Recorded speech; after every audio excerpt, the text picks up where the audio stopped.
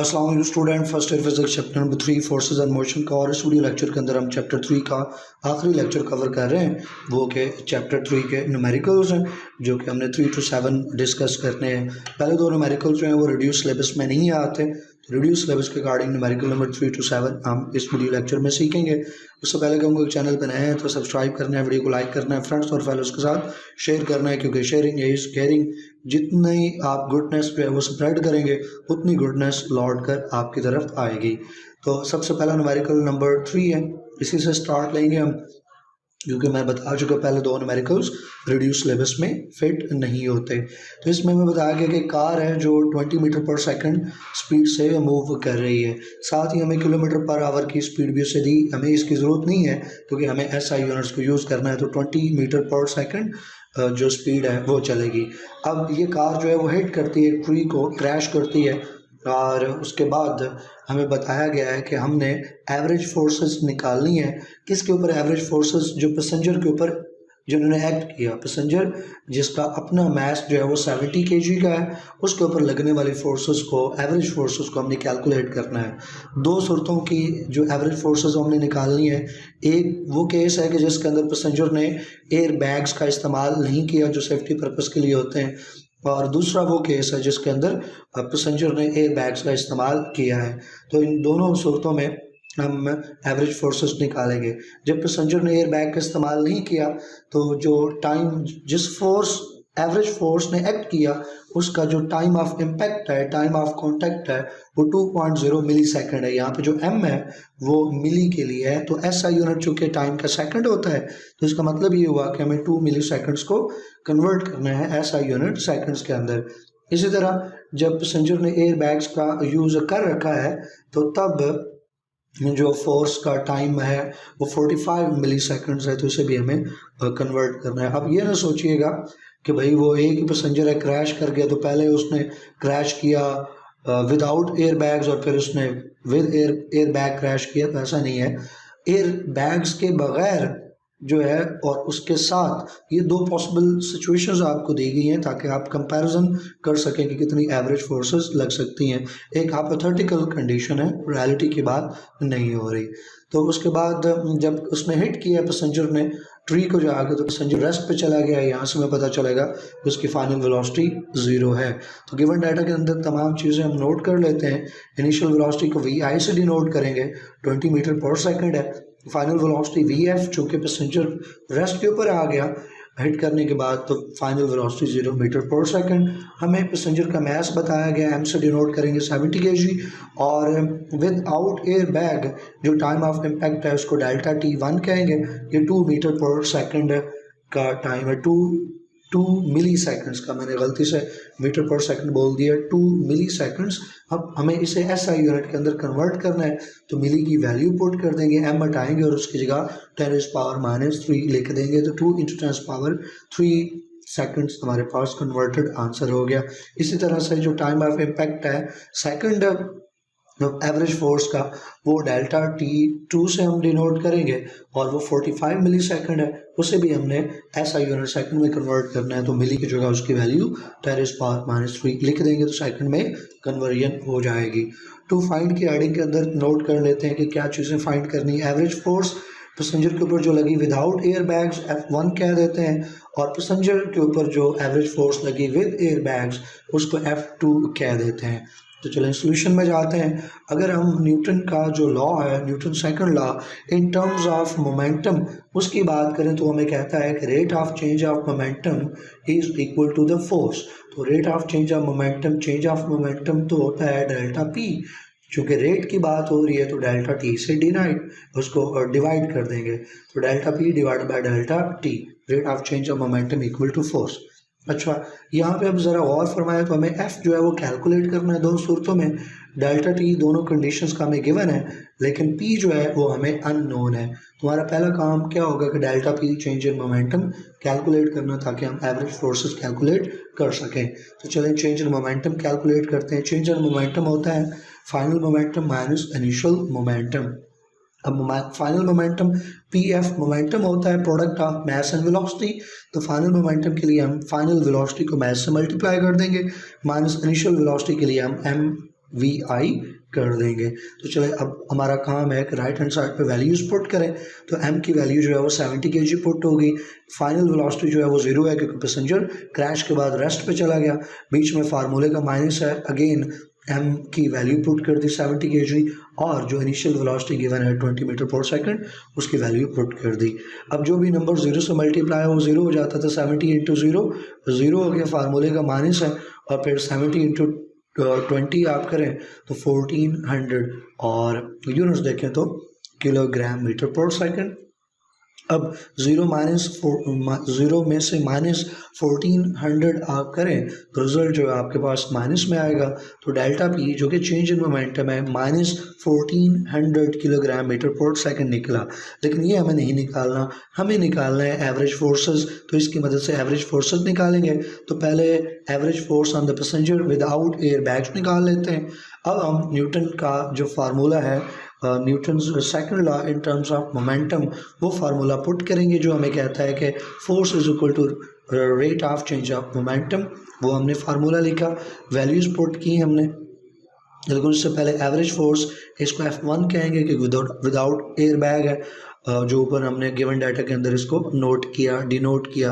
Without air bags जो force होगी उसको हम F1 से डिनोट कर चुके, तो वही F1 यहाँ पे आ जाएगा। इसके लिए जो टाइम है वो T1 है, डेल्टा T1। तो वैल्यूज पुट करें डेल्टा P की और डेल्टा T1 की। तो ये देखें डेल्टा P की वैल्यू पुट होगी और डेल्टा T1 की वैल्यू पुट कर दी।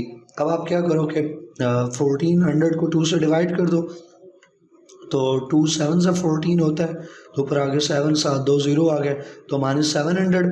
और ये जो हमारे पास माइनस 10⁻³ है, इसको अगर आप ऊपर लेके जाएँ तो ये जो पावर है जहाँ नेगेटिव है पॉजिटिव हो जाएगी, तो 10⁻³ न्यूटन हो जाएगा। न्यूटन क्योंकि ऊपर किलोग्राम मीटर पर सेकंड है, नीचे वाला जो सेकंड है ऊपर जाके ये भी माइनस हो जाएगा, तो मीटर किलोग्राम मीटर पर सेकंड स्क्वायर हो जाएगा। तो किलोग्राम मीटर पर सेकंड स्क्वायर होता है न्यूटन, तो न्यूटन लिख लिया। अब साइंटिफिक नोटेशन में कन्वर्ट करना है, तो अब हम पॉइंट को लेफ्ट हैंड साइड पे लेके जाएंगे और 7 से पहले उसको पॉइंट को रख देंगे। अब हमने 2 डिजिट्स लेफ्ट हैंड साइड पे मूव किया, तो जब भी लेफ्ट हैंड साइड पे मूव करते हैं तो पावर में पॉजिटिव में इजाफा होता है। 2 डिजिट्स मूव किया है तो पॉजिटिव 2 पावर मजीद ऐड हो जाएगी। 3 ऑलरेडी है, 2 और लेके आए तो 10⁵ न्यूटन हो जाएगा। आंसर तो -7.00 into 10⁵ Newton is the final answer of the average force that acts on the passenger when passenger does not uses the airbags। अब यहाँ पे माइनस का साइन हमें क्या बताता है? माइनस का साइन हमें बताता है कि जो फोर्स है वो एक्ट कर रही है पैसेंजर के ऊपर। क्योंकि क्वेश्चन के अंदर हमसे मैग्नीट्यूड पूछा गया है, तो माइनस का साइन हटा के आप मैग्नीट्यूड ऑफ फोर्स लिख सकते हैं, क्योंकि माइनस डायरेक्शन के लिए, तो मैग्नीट्यूड माइनस के साइन के बगैर लिखा जाएगा। तो F1 जो है वो 7.0, ये 7.00 जो आप लिखना चाहें 7.0 × 10⁵ Newton, that is the answer. और बुक पे भी यही आंसर दिया गया है। पार्ट बी में जो है तो average force acting on the passenger with air bags, same तरीका रहेगा, वही फार्मूला, लेकिन वैल्यूज़ थोड़ी सी चेंज हो जाएंगी। एवरेज फोर्स जो है आपकी बार F2 और डेल्टा T2 हो जाएगा। तो डेल्टा P की वैल्यू तो वही है -1400 किलोग्राम मीटर पर सेकंड डेल्टा T की, और डेल्टा T2 की वैल्यू 45 × 10⁻³ सेकंड्स। डिनोमिनेटर में पुट करेंगे, तरीकाकार वही है कि 1400 को 45 से डिवाइड करें तो यू विल गेट 31 -31, और ये जो पावर नीचे माइनस में है ऊपर जाके प्लस हो जाएगी, तो 10⁻³, और ये जो सेकंड है ऊपर जाके माइनस पे हो जाएगा। किलोग्राम मीटर पर सेकंड स्क्वायर, जिसको हम न्यूटन लिख देंगे। अगेन साइंटिफिक नोटेशन में कन्वर्ट कर लें यहाँ पे, तो एक डिजिट लेफ्ट हैंड साइड पे मूव करेगा तो पावर में एक नंबर का इजाफा हो जाएगा, 10⁻³ से 10⁻⁴ रिजल्ट आ जाएगा हमारा। तो फाइनल आंसर जो है वो force F2 is equal to -3.1 × 10⁴ Newton. और यहाँ पे भी नेगेटिव का साइन ये इंडिकेट करता है कि फोर्स पैसेंजर के ऊपर लग रही है। हमने चूँकि मैग्नीट्यूड बताना है तो हम माइनस के साइन के बगैर लिख लेंगे उसको 3.1 × 10⁴ न्यूटन। तो ये वो आंसर है जो आपकी बुक पे दिया गया है, मैग्नीट्यूड ऑफ द फोर्स। अब बारी है न्यूमेरिकल नंबर 4 की। तो चले उसकी स्टेटमेंट की तरफ चलते हैं। न्यूमेरिकल नंबर 4 के अंदर हमें बताया गया है कि एक बॉल है, गेंद है, जिसका मैस 0.4 kg है और ट्रैवल कर रहा है, स्पीड उसकी जो है वो 15 मीटर पर सेकंड है। तो यहाँ पे पर लेके आते हैं, इस वन को हटा देते हैं, 15 मीटर पर सेकंड, और वो एक रिजिड वॉल को जाके हिट करता है। रिजिड वॉल को जब वो हिट कर रहा है तो रीबाउंड करेगा, और रीबाउंड करेगा, रीबाउंस करेगा या रिफ्लेक्ट करेगा, जो वर्ड आप चूज़ करना चाहें। उस बुक पे जो वर्ड है वो रीबाउंड का है, लेकिन जो इम्पॉर्टेंट बात है वो ये अगला वर्ड जो है इलास्टिकली, कि जो बॉल जाके वॉल को, दीवार को हिट कर रहा है वो इलास्टिक कोलिजन है। इलास्टिक कोलिजन का मतलब है कि जिस वेलोसिटी के साथ बॉल यानी गेंद आके दीवार को हिट कर रहा है उसी वेलोसिटी के साथ वापस जाएगा। इलास्टिक कोलिजन के अंदर लॉस ऑफ काइनेटिक एनर्जी नहीं होता, काइनेटिक एनर्जी कांस्टेंट रहती है, कंजर्व रहती है। लेकिन गेंद ने दीवार को जब हिट किया तो दोनों का जो कॉन्टैक्ट टाइम है वो 0.045 सेकंड्स रहा है। हमसे पूछ लिया गया हम चेंज ऑफ मोमेंटम फाइंड करें, वो मोमेंटम जो वॉल को इम्पार्ट किया गया बाय द बॉल, और फिर दूसरी चीज़ एवरेज फोर्स जो कि वॉल के ऊपर एग्जर्ट हुई बाय द बॉल। तो गिवन डाटा के अंदर तमाम चीज़ें हम नोट कर लेते हैं। इनिशियल वेलोसिटी जो बॉल की रही है वी आई 15 मीटर पर सेकंड हो गया, और फाइनल वेलोसिटी जो बॉल की होगी आफ्टर द रीबाउंड उसको वी एफ जो कि फाइनल वेलोसिटी है, और उसका अब हमें गिवन डाटा के अंदर नहीं दी गई उसकी फाइनल वेलोसिटी कितनी, हमने खुद निकाली है, क्योंकि हमें एक वर्ड बता दिया गया कि इलास्टिकली वो रीबाउंड कर रहा है। तो यहाँ से हमें कंसेप्ट हमारा बता रहा है कि इलास्टिकली रीबाउंड कर रहा है तो वेलोसिटी उसकी सेम रहनी चाहिए, लेकिन चूंकि उसकी डायरेक्शन रिवर्स हो गई है, इन्वर्स हो गई है, अपोजिट हो गई है, लिहाजा साइन भी अब नेगेटिव हो जाएगा, पॉजिटिव से नेगेटिव हो जाएगा। लिहाजा जो उसकी फाइनल वेलोसिटी होगी वो V F equal to -15 metre पर सेकेंड। जो मास है उस गेंद का, बॉल का, उसको एम से डिनोट करेंगे 0.4 kg, और टाइम ऑफ कॉन्टैक्ट जो रहा डेल्टा टी वो 0.045 सेकंड्स। तो चलें टू फाइंड के अंदर सारी चीज़ें अपनी नोट कर लेते हैं। जो मोमेंटम है जो बॉल ने इम्पार्ट किया टू द वॉल और वॉल को मिला, तो वॉल में जितना मोमेंटम चेंज आ रहा है दैट इज़ डेल्टा पी। उसके नीचे सबस्क्रिप्ट वॉल लिखेंगे कि वो change in momentum of the wall है ड्यू टू द बॉल यानी गेंद। तो ये हमने नोट कर लेना। अब इसके बाद हमने दूसरी चीज़ जो फाइंड करनी है वो एवरेज फोर्स जो दीवार के ऊपर लगी, डेल्टा एफ एवरेज, वो हम नोट करेंगे। डायग्राम आपको साथ स्क्रीन के ऊपर राइट साइड पर नज़र आ रही है। इंसिडेंट बॉल है, ये जाके दीवार को, एक रिजिड बॉल को हिट कर रहा है और फिर रीबाउंड कर रहा है, और जितनी उसकी जाने में वेलोसिटी है 15 मीटर पर सेकंड उतनी ही वापस आने में है, क्योंकि इलास्टिक कोलिजन है। लेकिन जब वापस आएगा तो डायरेक्शन वेलोसिटी की इन्वर्स हो चुकी होगी, प्लस से माइनस हो चुकी होगी। तो चलिए सोल्यूशन में जाते हैं। सोल्यूशन में सबसे पहले हम मोमेंटम निकाल लेते हैं। वो momentum that is important to the wall by the ball. तो डेल्टा पी वॉल हमने फाइंड करना है। अब डेल्टा पी वॉल जो है ये change in momentum of wall है, जो इक्वल होगा change in momentum of ball. क्यों? क्योंकि law of conservation of momentum हमें यही बताता है कि जितना बॉल के अंदर चेंज इन मोमेंटम आया है वो वॉल के अंदर चेंज इन मोमेंटम के इक्वल होना चाहिए, लेकिन opposite in direction. The momentum imparted to the wall is equal and opposite to the change in momentum of the ball. Opposite की हम बात ऑलरेडी कर चुके हैं, तो ये कंडीशन हमने इस्टेब्लिश कर लेनी है, क्योंकि हमें ये नहीं बताया गया कि दीवार का मैस कितना है, दीवार की वेलोसिटी कितनी है। दीवार डेफिनेटली अपनी जगह पे खड़ी है, तो दीवार का कोई डाटा हमारे पास नहीं है कि हम उसका डायरेक्ट मोमेंटम निकाल सकें। गेंद का डाटा हमें दिया गया है, तो बॉल का जो डाटा है उसकी मदद से हम वॉल का मोमेंटम निकालेंगे। ये जो हमने law of conservation of momentum की मदद से एक रिलेशनशिप इस्टेब्लिश किया इसे यूज़ करते हुए। अब मोमेंटम जो है चेंज इन मोमेंटम होता है final momentum minus initial momentum. Final momentum होता है पी एफ माइनस जो इनिशियल मोमेंटम है वो पी आई है, तो ये चेंज इन मोमेंटम हो गया। तो पी एफ जो है वो एम वी एफ और बीच में फार्मूले का minus initial momentum M V I. Values put करें, जो गेंद है उसका मैस 0.4 kg, उसकी जो फाइनल वेलोसिटी है वो -15 मीटर पर सेकंड, फार्मूले का बीच में माइनस आ गया, और अगेन उसका मैस 0.4 kg और उसकी इनिशियल वेलोसिटी 15 मीटर पर सेकंड। अब ये जो बाहर माइनस है, ये जो ऊपर हमने रिलेशनशिप बनाया है, क्योंकि गेंद का और दीवार का जो मोमेंटम है वो अपोजिट इन डायरेक्शन है, तो ये बाहर जो माइनस का साइन है ये उस अपोजिट इन डायरेक्शन को इंडिकेट करता है। तो चलें जो वैल्यूज़ पुट की उन्हें सॉल्व कर लेते हैं। 0.4 को आप -15 से मल्टीप्लाई करेंगे तो -6 किलोग्राम मीटर पर सेकंड आंसर आएगा, और इधर आप 0.4 को 15 से मल्टीप्लाई करेंगे तो +6 आंसर आएगा, और चूँकि बाहर माइनस है तो -6 हो जाएगा, तो -6 किलोमीटर पर सेकंड।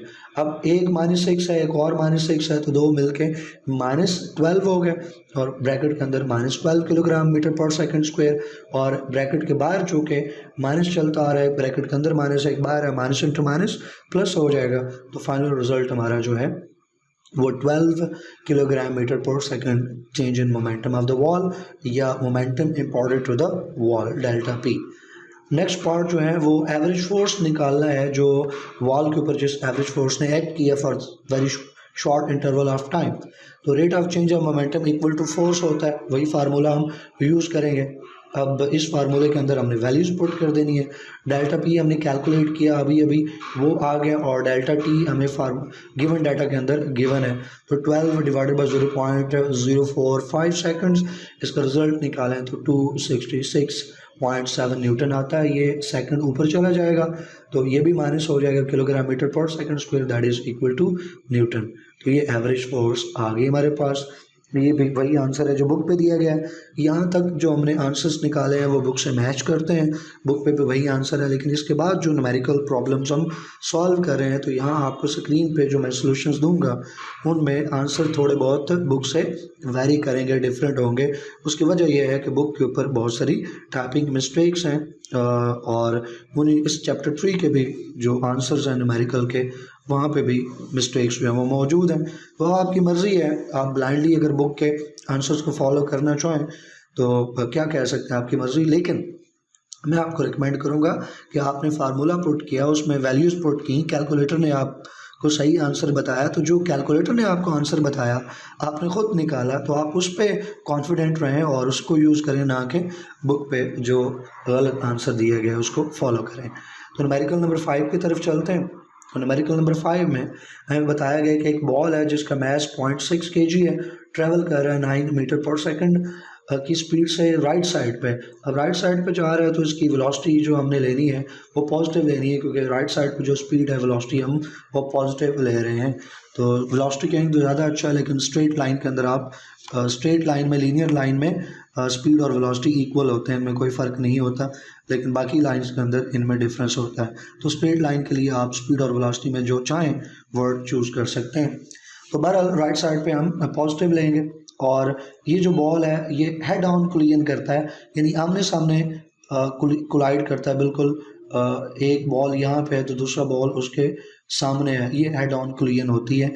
आपने केमिस्ट्री के अंदर भी हेड ऑन ओवरलैपिंग पढ़ी होगी, जो सिग्मा बॉन्ड है, पाई बॉन्ड है, उनके अंदर तो आपको याद होना चाहिए कि सिग्मा बॉन्ड जो है वो हेड ऑन ओवरलैपिंग से बनता है। चलो फिजिक्स के अंदर थोड़ी सी केमिस्ट्री भी आ गई। बहरहाल ये जो कोलिजन है ये इलास्टिक कोलिजन है, इलास्टिकली कोलाइड कर रहे हैं। इसका मतलब है कि लॉस इन काइनेटिक एनर्जी नहीं होगा, इलास्टिक जो उसकी काइनेटिक एनर्जी है वो कंजर्व्ड है। अच्छा, अगली बात जो है बताई गई कि दूसरा बॉल जो सामने से आ रहा है उसका मास जो है वो 0.3 kg है, वो ट्रैवल कर रहा है 8 मीटर पर सेकंड की स्पीड से टू द लेफ़्ट। अब यहाँ से बात समझ लें, चूँकि वो लेफ़्ट साइड पे मूव कर रहा है तो लेफ़्ट साइड पे हमने उसकी वेलोसिटी की डायरेक्शन क्या लेनी है, नेगेटिव लेनी है, माइनस। तो जब हम गिवन डाटा के अंदर वैल्यूज़ लिखेंगे तो हम जो सेकंड बॉल है उसकी वैल्यू, उसकी स्पीड की वैल्यू -8 मीटर पर सेकंड पुट करेंगे इनिशियल वेलोसिटी की। हमें जो कहा गया कैलकुलेट करने को वो ये है कि आफ्टर द कोलिजन हमने वेलोसिटीज़ कैलकुलेट करनी है। हमने थ्योरी के अंदर एक टॉपिक पढ़ा है कि elastic collision in one dimension, वहाँ पे हमने elastic collision in one dimension जब कोलिजन हो गई उसके बाद फाइनल वेलोसिटीज v1 और v2 कैलकुलेट करने के फार्मूले निकाल रखे हैं।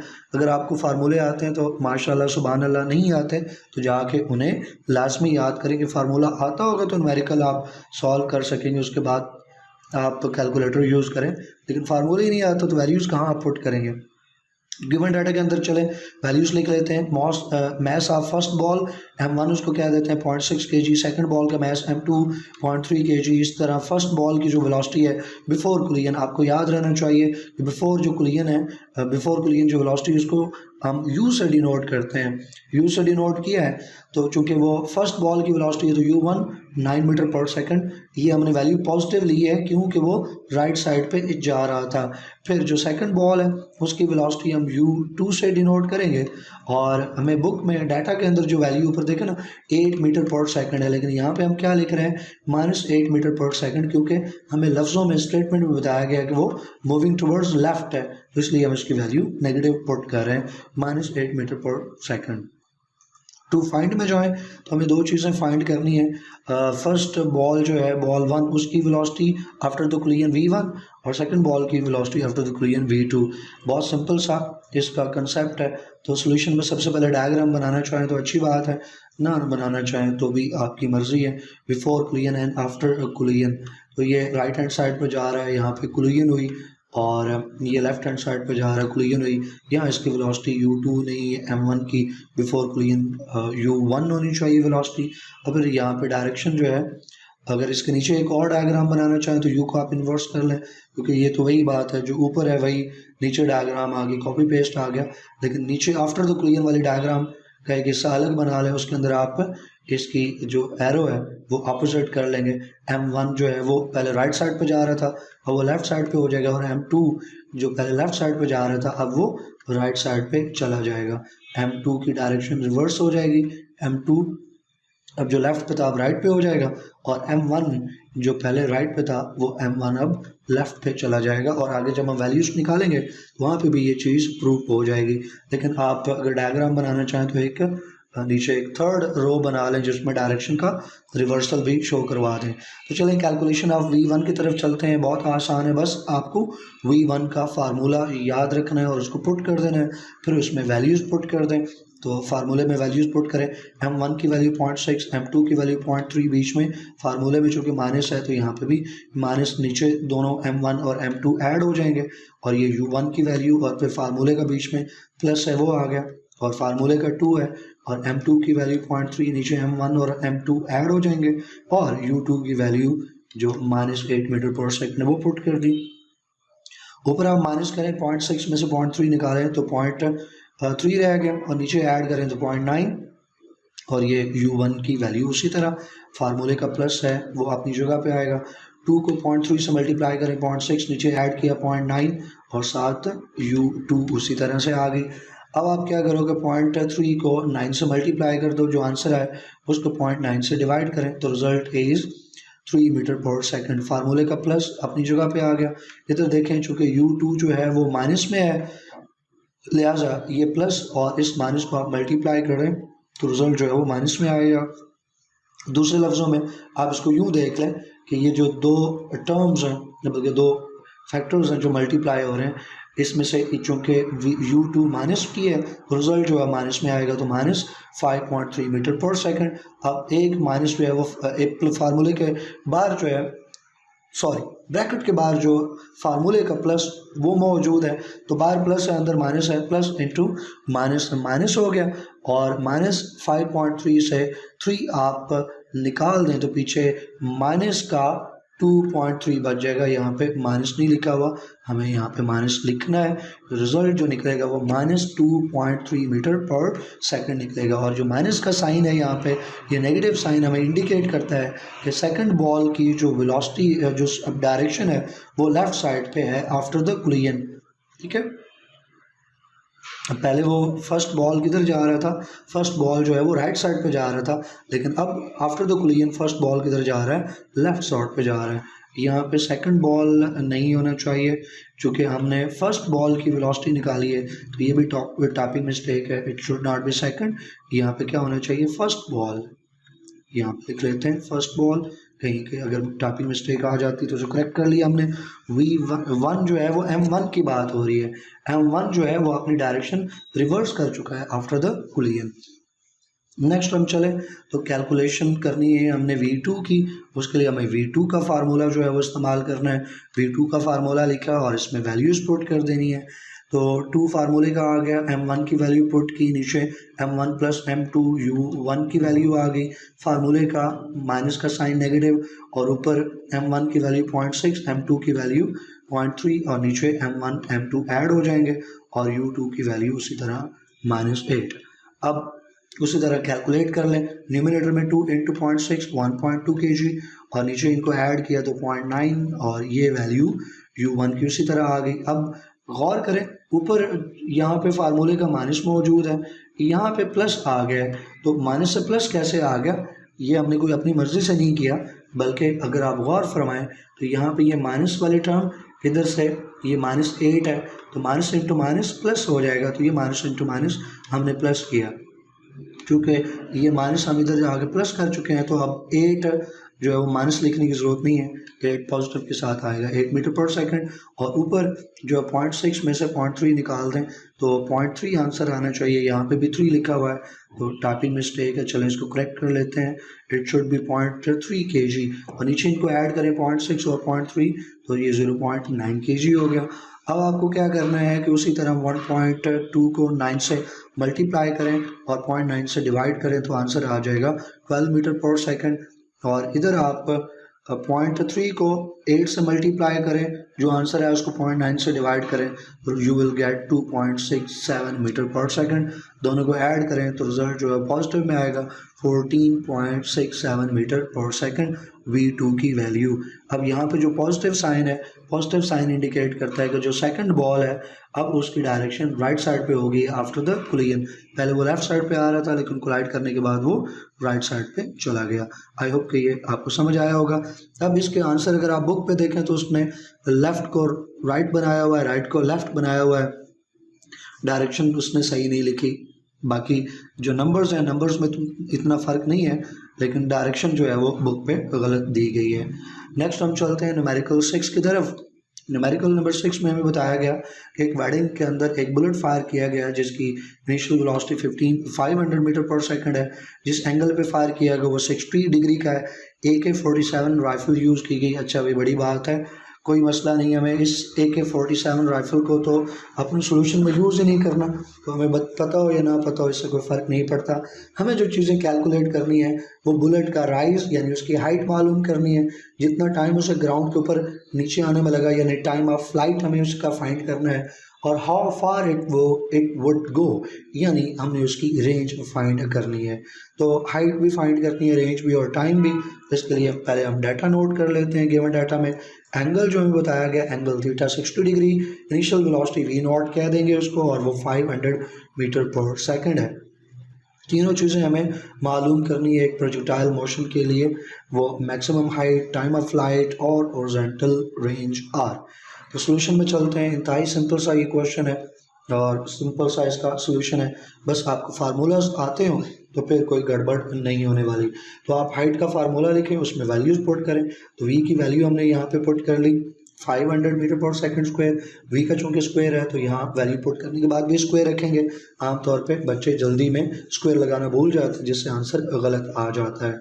फिर ये अगला पार्ट बड़ा ट्रिकी है, यहाँ साइन स्क्वायर थीटा है तो हम साइन स्क्वायर थीटा है तो साइन 60 वैल्यू पुट की, उसका जो स्क्वायर है तो स्क्वायर साइन का स्क्वायर है ना, तो बाहर हमने स्क्वायर लिख लिया।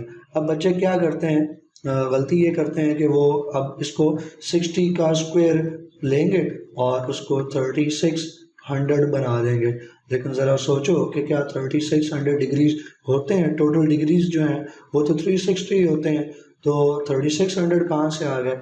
इसका मतलब ये सही तरीका नहीं है सॉल्व करने का।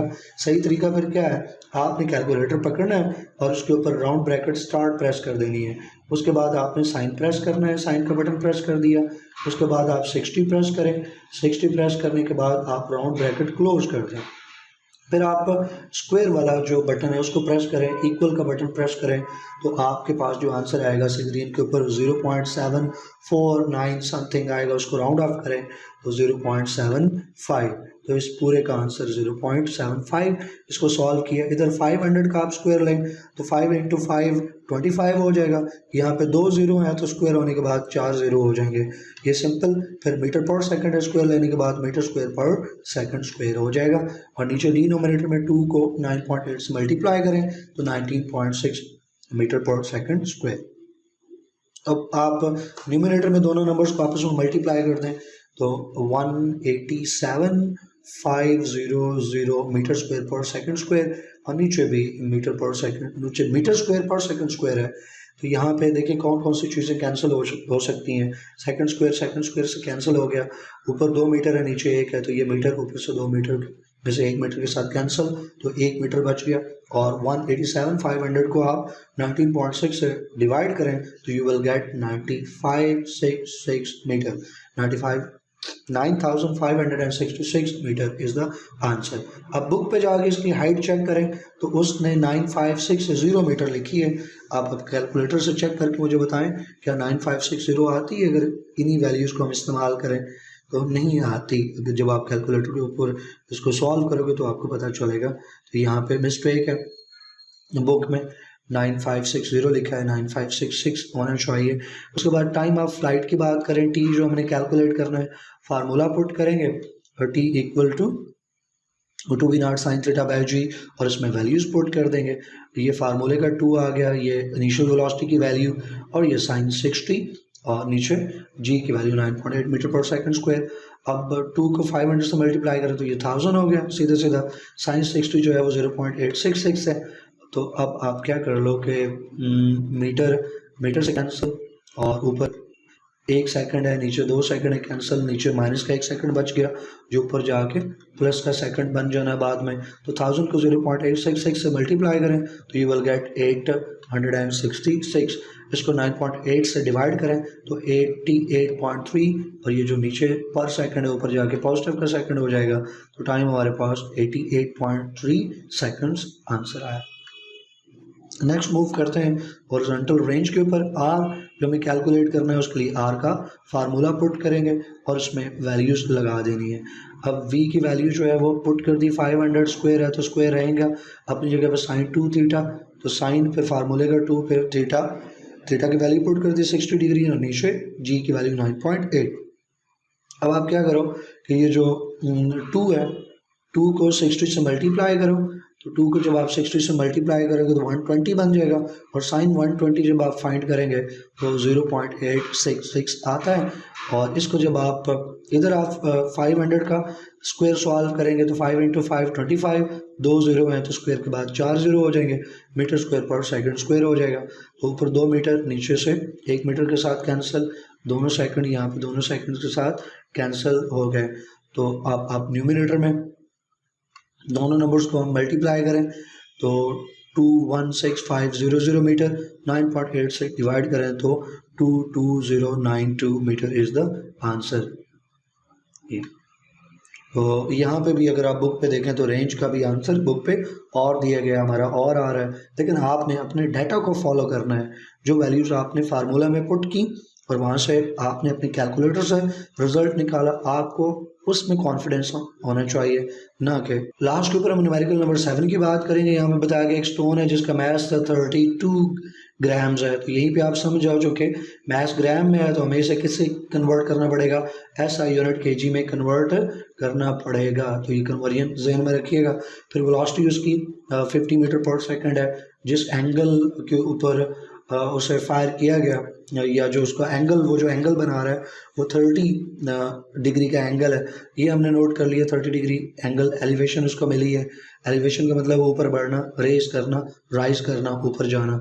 अच्छा जी, तो what is the maximum height जो स्टोन ने कवर की, इसका मतलब प्रोजेक्टाइल मोशन है और हाइट निकालनी है, मैक्सिमम रेंज निकालनी है, और how long it has been, ये stone has been in the air, इसका मतलब टाइम ऑफ फ्लाइट हमने निकालना है जब तक वो वापस ओरिजिनल हाइट पे आता है, यानी ग्राउंड को जब जाके हिट करता है या अपनी पहले वाली पोजीशन पे आता है, तो टोटल टाइम ऑफ फ्लाइट हमें टी कैलकुलेट करना है। तो गिवन डाटा के अंदर सारी वैल्यूज़ हम पुट कर लेते हैं। एंगल हमें बताया गया 30 डिग्री का, वो नोट कर लिया। इनिशियल वेलोसिटी 50 मीटर पर सेकंड, जो फाइंड के अंदर है तीनों चीज़ें पुट करनी है। तो जैसे ऊपर हमने न्यूमेरिकल नंबर 6 किया है, 7 भी हूबहू वैसे ही है। तीनों चीज़ें फाइंड करने के लिए तीनों के हमें फार्मूले लगाने हैं। तो पहले हाइट का फार्मूला लगाएं, उसमें वैल्यूज़ पुट करें। तो वी आई की वैल्यू ये 50 पुट हो गई, और साइन जो है वो 30 है, उसका स्क्वायर है, और इसको आप सॉल्व करें जैसे मैंने आपको पहले बताया कि आप स्क्वायर ब्रैकेट के अंदर इसको लिख के इसी तरह जैसे लिखा हुआ है इसी तरह कैलकुलेटर के ऊपर लिख के तो फिर इक्वल प्रेस करें तो हमारे पास आंसर इसका आएगा 0.25 और इधर 50 का आप स्क्वायर लें तो वो 2500 मीटर स्क्वायर पर सेकंड स्क्वायर आ जाएगा। नीचे आपने 2 को 9.8 से मल्टीप्लाई करके 19.6 हासिल कर लेना है। तो न्यूमरेटर को सॉल्व करें तो 625, डिनोमिनेटर उसी तरह, तो न्यूमरेटर 625 को 19.6 से आप कैलकुलेट कर लें, डिवाइड कर लें तो you will get 31.89 metre. Metre कैसे, यहाँ पे 2 मीटर है ऊपर, नीचे 1 मीटर है, कैंसिल, ये दोनों सेकंड एक दूसरे कैंसिल, तो 1 मीटर बचा तो आपको रिजल्ट में नज़र आ रहा है।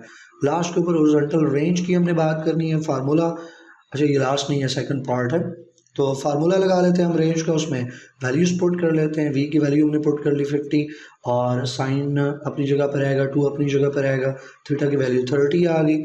और उसी तरह आप जो स्क्वायर है 50 का स्क्वायर लें तो 2500 और इधर आप 2 को 30 से मल्टीप्लाई करें तो यू विल गेट 60, 2 इंटू 30 60 और 60 का साइन आप कैलकुलेट करें 0.866, तो 2500 को 0.866 से मल्टीप्लाई करें तो you will get 2165 metre. Metre कैसे आया, जैसे बिल्कुल ऊपर हमने बात की, ये 2 मीटर है, नीचे 1 मीटर है, कैंसिल, ये दोनों पर सेकंड कैंसिल, 1 मीटर बच गया। अब आप 2165 को 9.8 से डिवाइड कर दें तो यू विल गेट 220.9 मीटर। तो that is the answer of range. Last के ऊपर टाइम ऑफ फ्लाइट हमने निकालना है, उसके लिए उसका फार्मूला लिखेंगे और उसमें वैल्यूज पुट करेंगे। तो 2 अपनी जगह पे, v की वैल्यू 50 और साइन 30 आ जाएगा। साइन 30 जो है वो 0.5 है और इधर 2 को 50 से मल्टीप्लाई करें तो 100 इंटू 0.5 इंटू 50 और 50 को 9.8 से डिवाइड करें तो you will gate 5.1 second. That is the answer. और यहाँ पे देखें मीटर मीटर से कैंसिल हो जाएगा और ऊपर 1 सेकंड है वो कैंसिल हो गया, नीचे 2 सेकंड है, 1 कैंसिल हो गया, 1 बच गया, ये सेकंड ऊपर जाके पॉजिटिव हो जाएगा जो यहाँ पे आपको नज़र आ रहा है। तो टाइम जो फ्लाइट का निकला, स्टोन का निकला, वो 5.1 सेकंड। तो आई होप कि ये तमाम न्यूमेरिकल्स आपको समझ आए होंगे। कोई भी क्वेश्चन हो, कोई भी कन्फ्यूजन हो तो कमेंट सेक्शन के अंदर लाजमी पूछें। इंशाल्लाह नेक्स्ट वीडियो लेक्चर के अंदर नेक्स्ट टॉपिक को पढ़ेंगे जो हमारा टॉपिक होगा चैप्टर नंबर 4 का लेक्चर 1। तो टिल देन अल्लाह हाफिज़।